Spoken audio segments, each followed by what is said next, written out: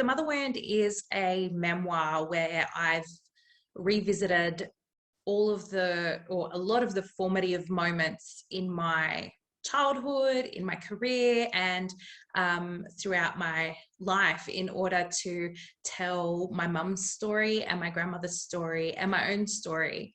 I lost my mum to domestic violence in 2015, and that was a very difficult experience to have to face and then start some sort of recovery from.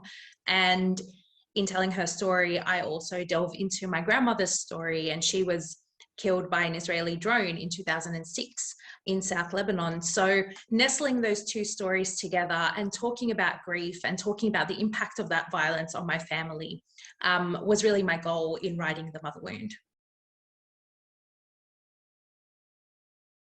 I'd been reflecting for a little while through my advocacy and through my art on what lessons I'd picked up through my experiences, what messages I wanted to share with the public, and what changes I wanted to see on a political level. Putting pen to paper actually really encouraged me to reflect and consider those experiences on an even deeper level. And at times it was really difficult to do. It was a bit of a roller coaster ride, but I think the process ultimately was quite empowering and allowed me to process a lot of those experiences in a way that I hadn't done before. Before losing my mum, I was working as a commercial litigation solicitor, and I had the privilege of understanding and learning about and practicing in our legal system. And even then, as someone who'd been in courtrooms and had some understanding of the process, giving evidence at my dad's trial and witnessing it and being a part of it was such a re-traumatizing experience. So I wanted to, in my writing, shed light on some of the things I observed through that process and some of the structural issues that came up. And they're things like, you know, how hostile it can be to be in a courtroom, to face your abuser or someone who's committed such awful acts of violence against your loved ones in such a tense and high stakes situation, and how the environment is not necessarily accommodating or healing. And a lot of people talk about closure, and you might not find that in the criminal justice process.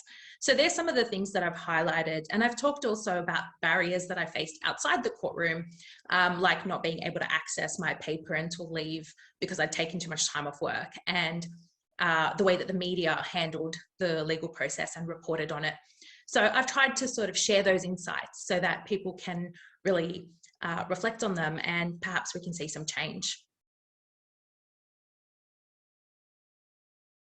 Part of my goal from the get-go, because I had been engaged in advocacy on a local level for a little while, and I had seen some of the things that had had been causing problems for advocates and for workers in the sector for a while, and yet no change had been seen. So I wanted to talk about that, but I also really wanted to explore how our personal and our lived experiences can be quite political and are political when they involve violence. And I think that it's really important to engage the public in those things, because we navigate these experiences, victims of crime or victims of gender-based violence, in quite an isolated and lonely way. And sometimes you don't have the resilience or the strength or the resources that you need in order to navigate those things. And this is me sort of handing back some responsibility to society and saying, well, here's my story, here's the data, here's what I've learned, what can we do now? For me, it's always been about connecting the dots between how women experience violence in the home and how they experience violence in other contexts and in international conflict and in war. So that's one of the main takeaway points. But I think the message also shifts. For survivors, I think I want them to take away a message that's empowering and that can help them navigate their own experiences.